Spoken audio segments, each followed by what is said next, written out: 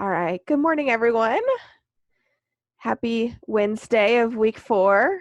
Good morning. So we're going to be jumping into Kahoot pretty quickly, so make sure you've got your phone ready. For the rest of the agenda today, I'm going to be going over the objectives and deliverables, and then we'll get into week 3 vocab Kahoot. So before we get into that, I'll ask if anyone has any questions regarding anything that they come up against with that vocab worksheet. When we come back from that Kahoot, we'll jump into our intro to SWOT analysis. And SWOT analysis is something that you all are going to be expected to include in your Mod 1 project. So make sure that you are taking notes today because it's going to help you out. We're also going to do a group brainstorm with that. So moving on. Today's training goals and objectives. Hopefully we're going to check your understanding of the week 3 vocab terms with an engaging Kahoot quiz. Never done it virtually, so we'll see how it works out. Also, we're going to, I was going to talk a little bit more about the email etiquette and just seeing what your reactions were to that worksheet that you all were doing at the end of training on Monday. And if anyone has any questions that came up during that, we can talk about that as well. And then we're going to jump into the understanding how the SWOT analysis tool is used in business. Some upcoming deadlines. Don't forget to submit your Tell Me About Yourself slide deck presentation. It is due to Schoology by 8:30 tomorrow morning, so please have that submitted. Also, I'm going to ask that you have that on a screen ready to present tomorrow.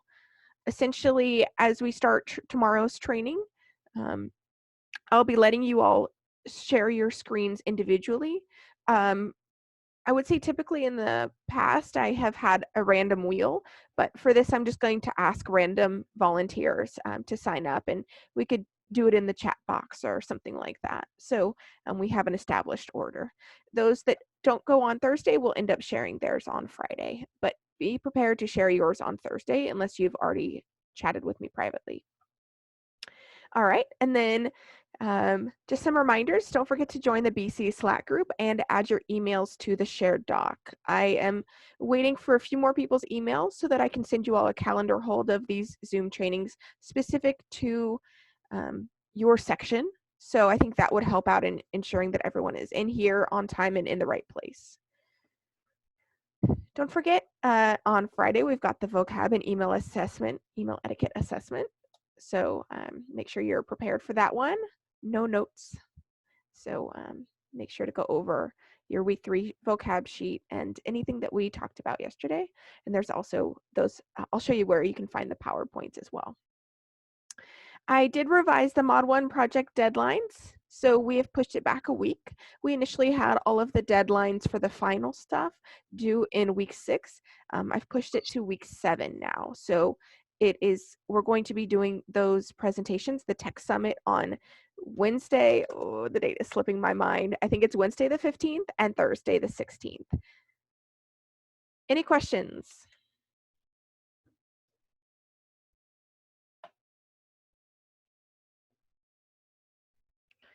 Don't be afraid to come off of mute or put something in the chat box. Hey, Alyssa, so the vocab words, you know how you told me to submit it before 8:30 a.m.? It says on the Schoology up until 11:30 a.m. Would that be fine if I could still turn in right now? It says 11:30. I'll have to go check that. It might be that you have yours in Eastern time. And so on the East Coast right now, it is 11:30. So we'll double check on that. Okay. Yeah. Let me circle back with you. Mm-hmm.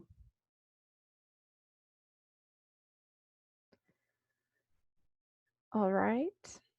Any other questions?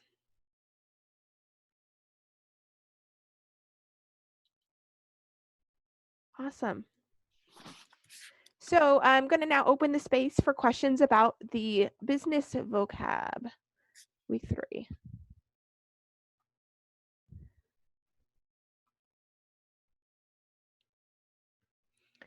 So the words that we went over were facilitate, action items, meeting minutes, tangent, impasse, alignment, clarifying question, responsible party, outcomes, on my plate, adjourn, conference, confidential, implement, logistics, and in the loop.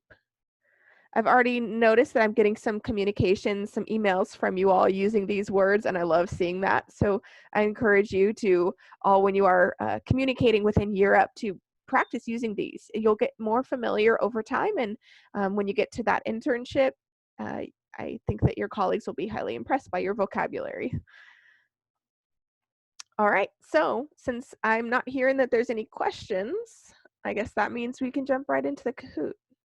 So what I'm going to do is pause the recording, and then we'll jump back. If someone can remind me to start it up later, that would be awesome. All right, coming back from our Kahoot round. All right, I just want to open up the space now to talk about that email worksheet that you all were doing on Monday.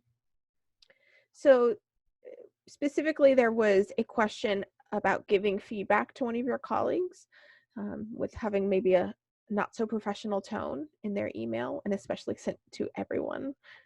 Then in the second one, there was that email that we were familiar with about helping Sam apply for a job.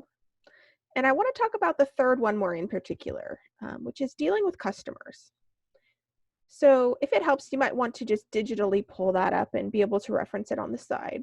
But what were some of the concerns of that customer, Francis McGillicuddy, in that prompt?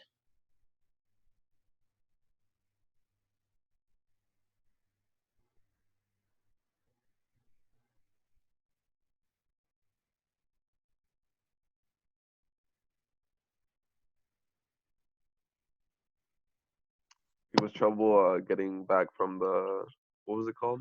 Now hold on, let me look it up real quick. Basically that Francis, he or she, I think it's gender neutral name, had issues with no one responding to their needs. Exactly, yeah. They kept telling him to hit up sales rep. Can you say that again? They were telling him to hit up sales rep or something like that. Yeah. Mm-hmm. Did you sense a tone of frustration from the customer? Most definitely. He did say, "Excuse my frustration." So that kind of clues you into, yes, there was frustration. And when you were writing back to this Francis, what tone did you take?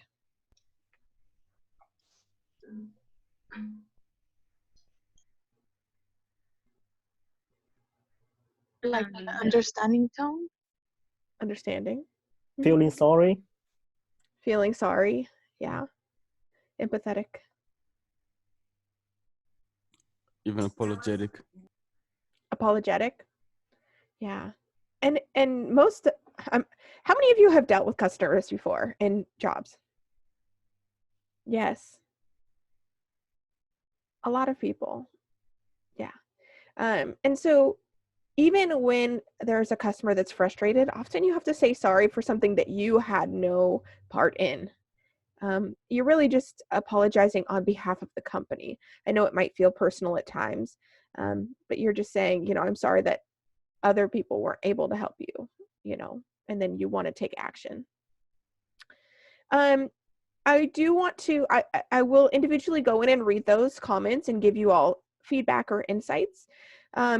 The last time that I had trainees do this, I just want to note that a lot of people sent back an email to Frances asking her for more information. And I just want to specify that if I was that customer in that moment where I'm the one being frustrated at somebody not reaching out to me, I'm kind of at my wit's end. You might lose me as a customer. And so as a sales rep or someone who's kind of customer facing in this role, you want to do whatever you can to escalate the issue with managers or try to solve the problem without having to go back and ask for more information from the customer. So see what information you can get. Yes, it would be helpful to have maybe the prior correspondences or the product number that Francis was asking about or something like that. But instead, you want to take the information that you are given and noting that she even mentions legal action, right? That if your company doesn't get back to me, I'm going to, basically stop this relationship and also potentially pursue legal action. That is like a very heightened thing. So I would bring my manager into that as soon as possible. Whenever somebody mentions legal, you never know if they're going to actually follow through. So it's really important to bring up that communication and send it upward as much as possible. And he also said he needed updates for his manager. Mm-hmm. Can you clarify? So instead of like asking questions, you can give him feel like he gets updates. Mm-hmm. Like he Yeah. can give updates to his manager that they're working on it and stuff like that. Absolutely. And because this person has basically been ghosted, you want to get their customer service still. And you don't know when. Maybe Francis is in charge of deciding who the vendor is for a multi-million-dollar company. And if you lose that one person's trust, you lose that entire company's in terms of providing services to them. So it's something to think about in terms of tone and how you solve problems with different audiences, and that customers, it won't always be like that. Maybe there are times where it's important to reach back out to the customer and ask for more information. I actually had this the other day with Workplace. I remember that I was trying to get you all signed into Workplace. It didn't work as easy as I thought it would. So I contacted customer service with what I considered a very detailed list of what my issue was, and just asking for somebody to guide me along. And they sent me back an email saying, "We don't know what you're talking about. Can you like clarify what you're talking about?" I'm just like, how do you not know what I'm talking about? It was so frustrating. I was like, you know what, forget that. We're using Slack. So, and essentially they lost me as a customer, even though I wasn't paying anything. But, customers get frustrated, I would say pretty easily in a lot of cases. So figuring out when to escalate things is really important. Cool. All right. So now I'm going to jump into our next topic, which is one of my favorites, actually. And we're going to talk about SWOT analysis. Come on, load faster.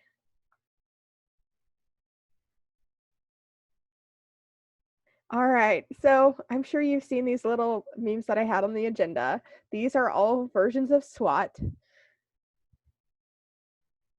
but not that, not that, not that. We're talking about this. Hope you all like my little animations. Super corny. All right, so SWOT analysis tool is something that's used in business. Has anyone ever heard of SWOT analysis before? Please put yes in the chat box if you have.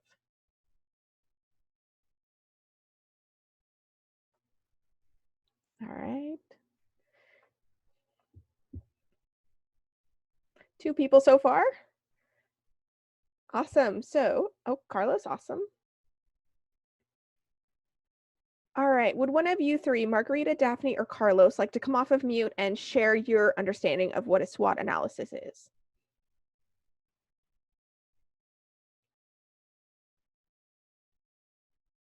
Hi. Can you hear me? Yes. Oh, okay. So in our high school, we did a project about one company, and we found their strengths and weaknesses, and positive, negative things about this company, and what opportunities they have, and what threats. Mm-hmm. Awesome. We're going to do something very similar with some companies today. So sounds like you're an expert already. Cool. Thank you for sharing. Daphne or Carlos, anything else to add?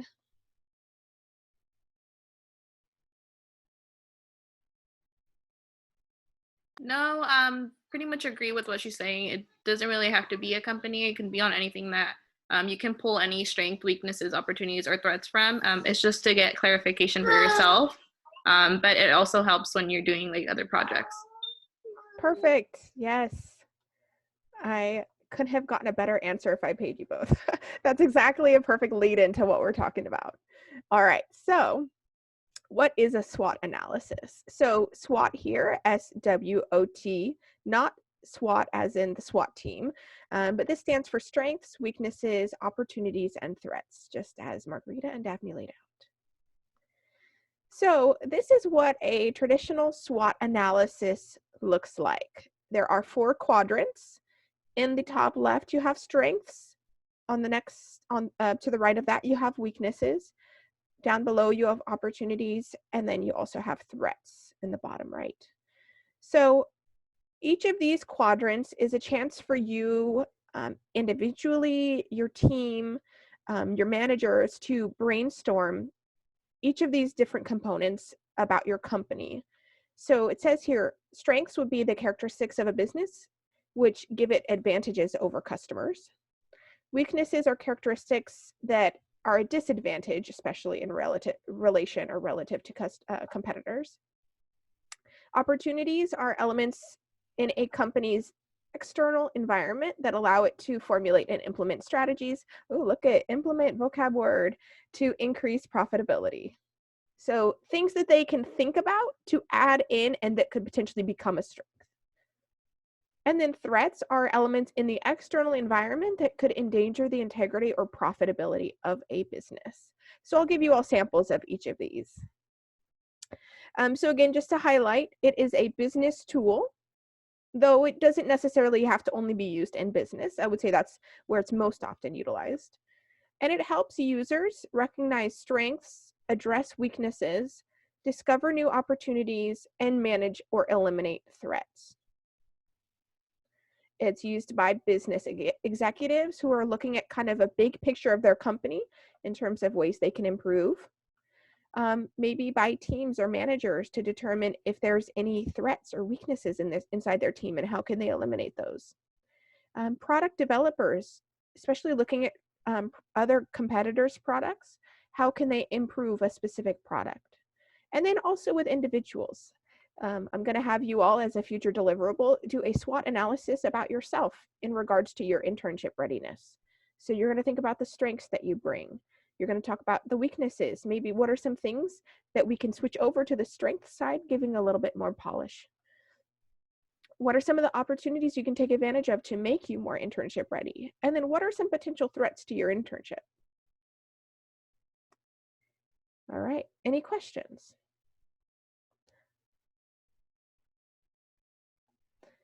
Again, I recommend that you take notes, and this will be published on Schoology for you to access later, all of these slides.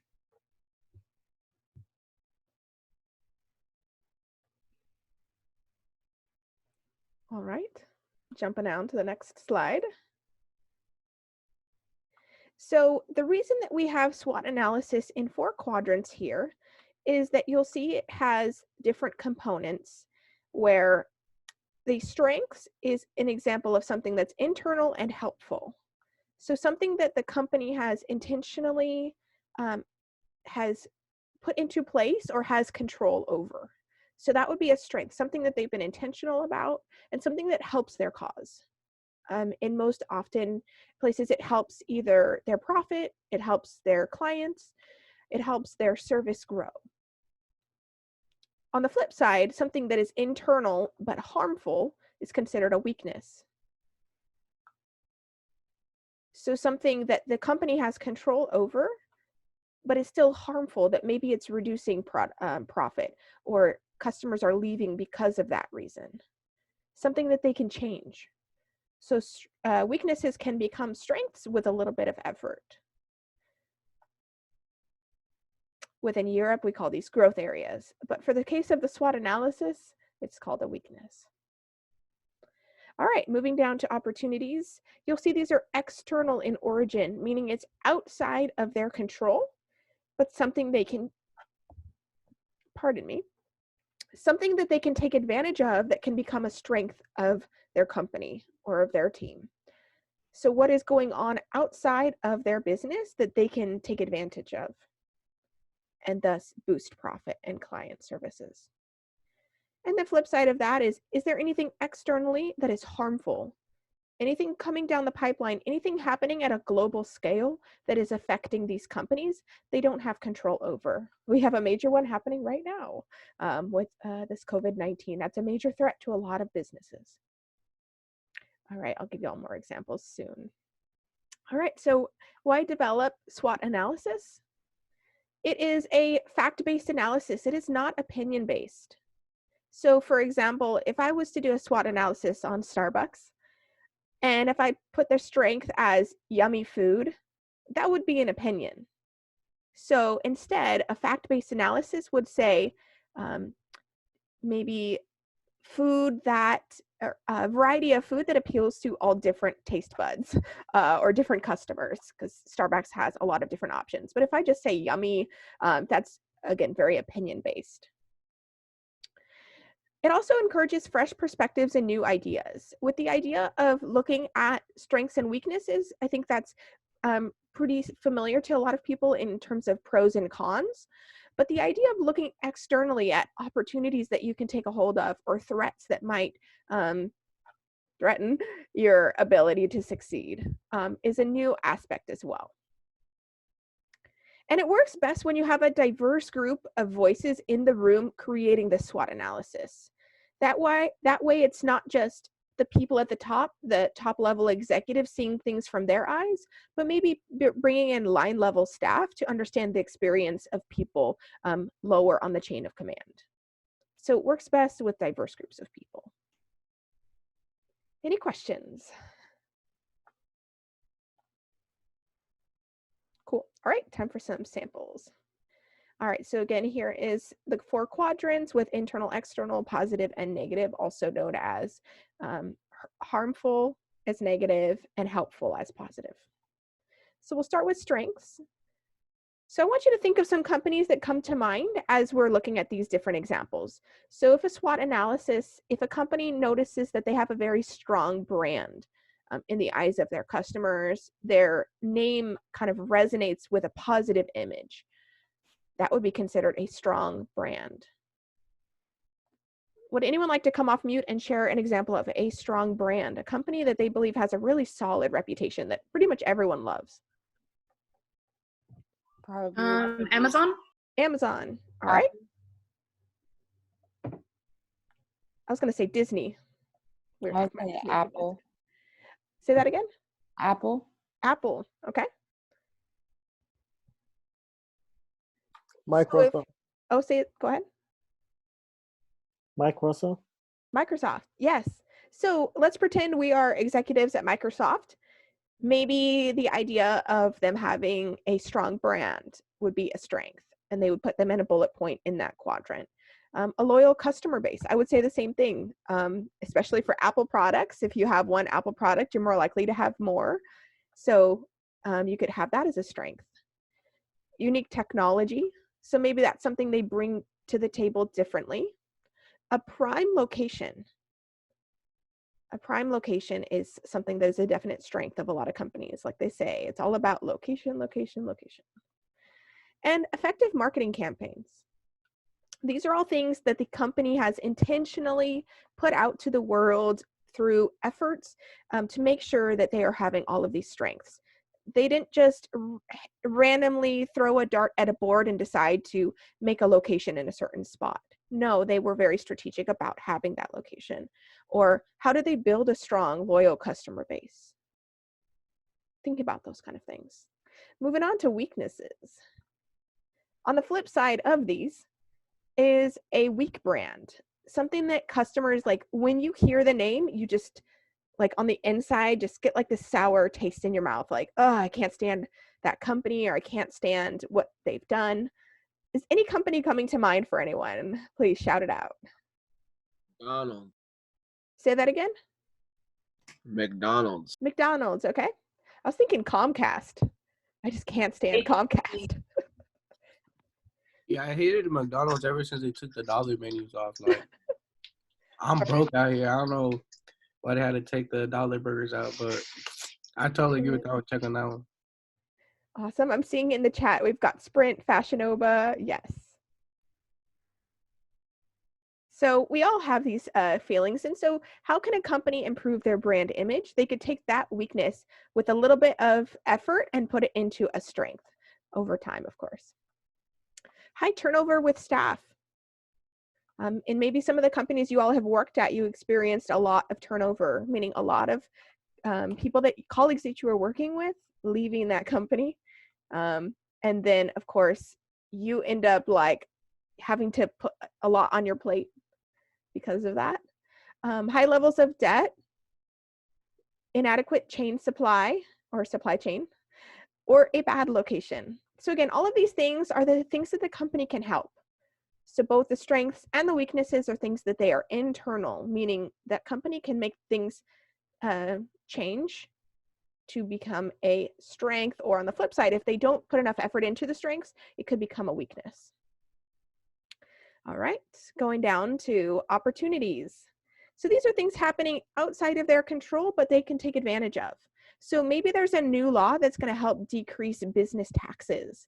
So that there's something they could look at it into that law to make sure that they're saving more money. Or maybe there's a new market, a new product out there, or a new niche. Can anyone think of like something new and big that's happening out in the world, not necessarily tech related?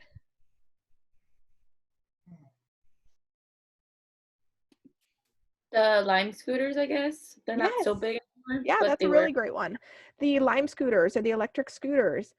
Essentially, one company found that niche right there, and they ran with it, and they kind of dominated the market until a few others jumped on, and now there's probably 4 or 5 different companies that have scooters out there on the street. Another one to think about is cupcakes. A few years ago, they had a cupcake craze, but cupcake bakeries weren't really a thing until one business started it. Have you all been to Sprinkles Cupcakes? Or do you watch the baking shows? Now I want cupcakes. So that company, like, took charge of the cupcake as, that bakery business, and now cupcakes are everywhere. The last one, I can't see.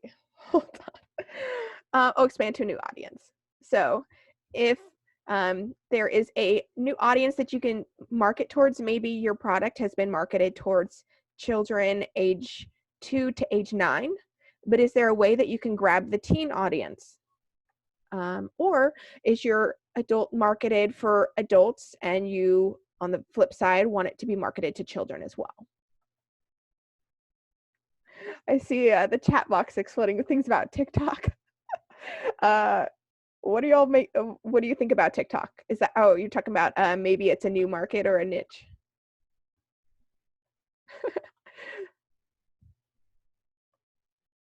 All right, going on to threats. So threats include things that are happening outside, external, that are harmful. So rising costs of materials. Think about when oil prices go up and companies that do a lot of deliveries, all of a sudden that could impact their costs. Increasing competition, again with the Lime scooters. Maybe the Lime companies had a majority of the customers, but then all of a sudden other competition started jumping on and they now don't have a very specific niche because there's other people coming in. And also a tight labor market, or not enough labor supply in general. So either there's a lot of business out there, and so there's really valuable customers, or I'm sorry, valuable employees leaving companies, or on the flip side, they can't get enough. Y'all are funny. I guess we'll have to have a side conversation about TikTok soon. All right, guess what? It is Jamboard time. I know you all love Jamboard. I don't know. Are we gonna get access to this presentation? Yes, you will. Oop. I didn't want to share yet.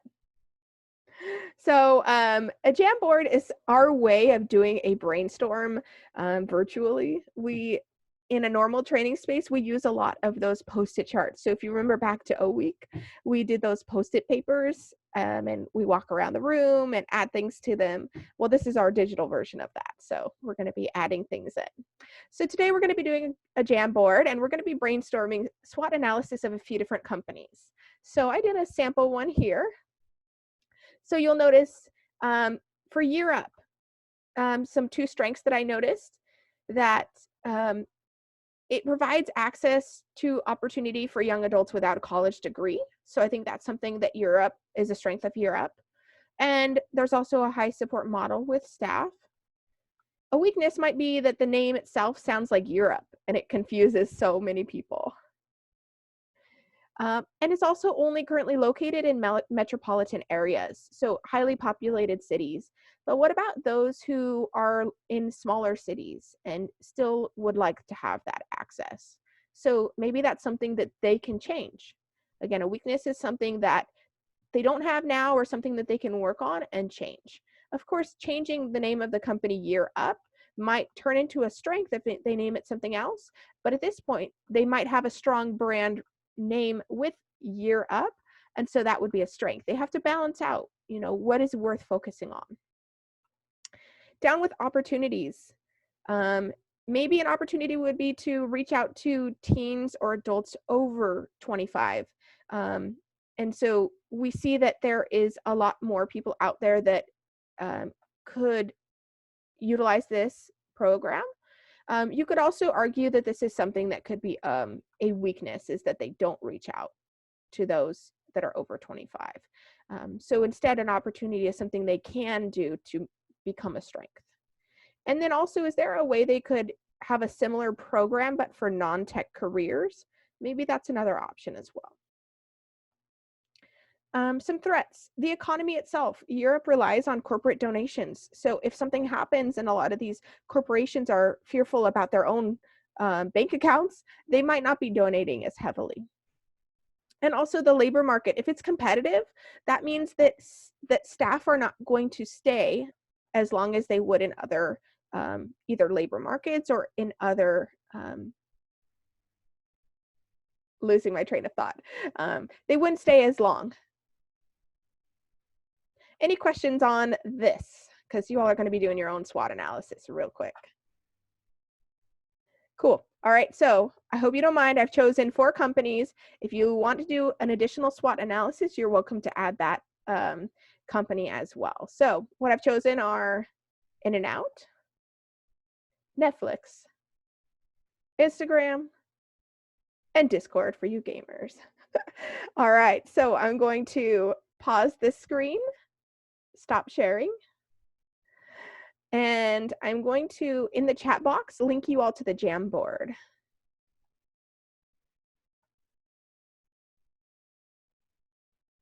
Come on.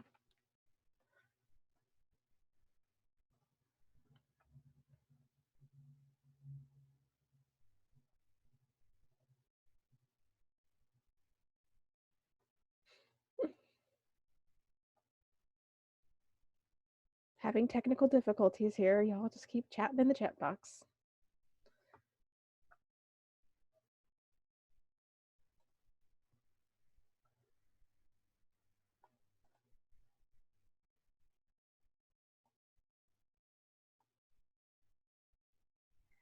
No.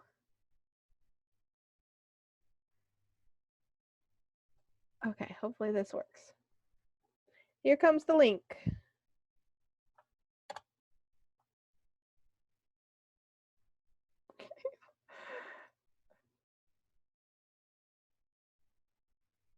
Resuming. Okay, now that we covered SWOT analysis and you all were able to do that Jamboard, does anyone have any questions specifically regarding their trend, their Mod 1 project trend, and how it would be to create a SWOT analysis for that trend? Did you give us deadlines yet for the tech summit? Can you say that a little bit louder or put it in the chat? Did you give us the deadline, the new deadline for the summit project? I still can't hear you, unfortunately. You might just want to type it in the chat box. You sound super scratchy. I do? Yeah, look, no, Beatrice sounded like she was like underwater. Yeah. She was asking if you have a deadline for the tech summit. Bobby, your volume's really low.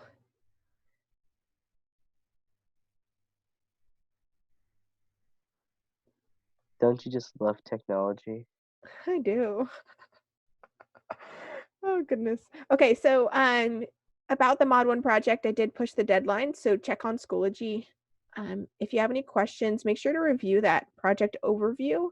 And now that you all know how to do a SWOT analysis, you can start working on that section of your Mod 1 report.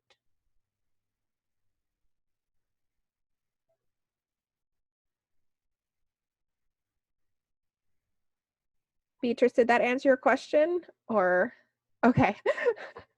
I'm like, okay, I'm just gonna have to figure out what the question was and answer it. The SWOT analysis is part of the Mod 1 project. Yes, it's in the Mod 1 report. Okay. Just as I showed you all in last week's training session about the samples, you saw their SWOT analysis, and I kind of glazed over it. I showed you the formatting, but now you all know how to actually develop the content within a SWOT analysis.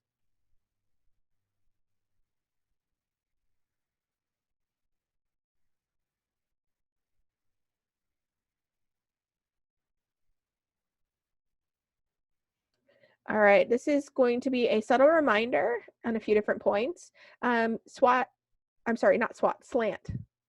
So I noticed some people, it looks like, Fernando, are you laying in bed?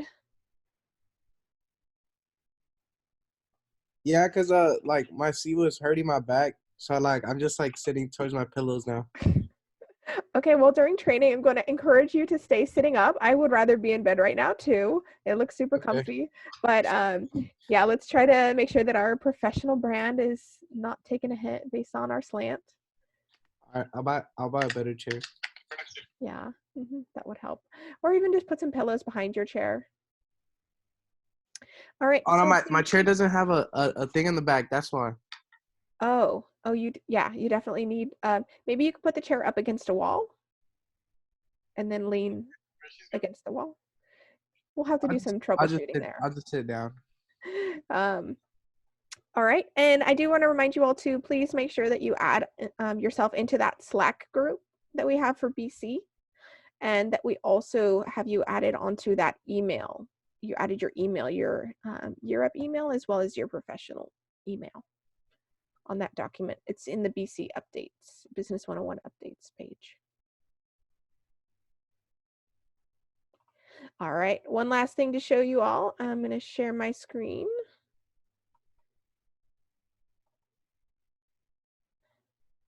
Wait for it.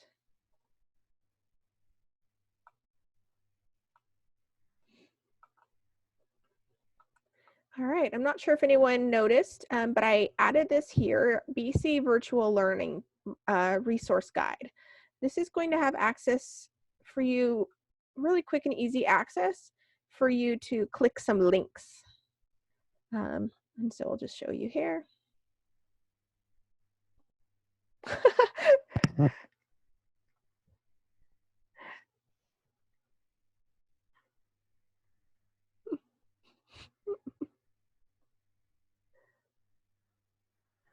Come on.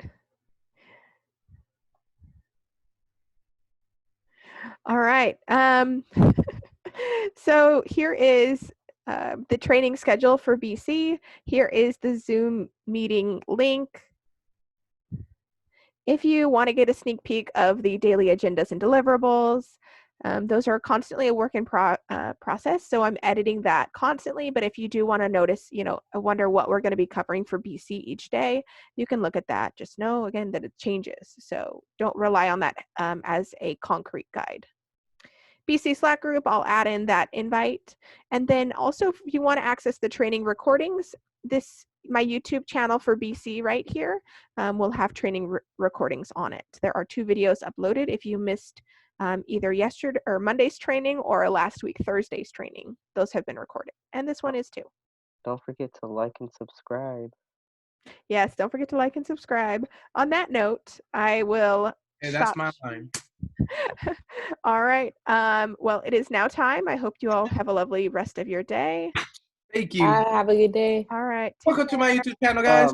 Are we still getting off like a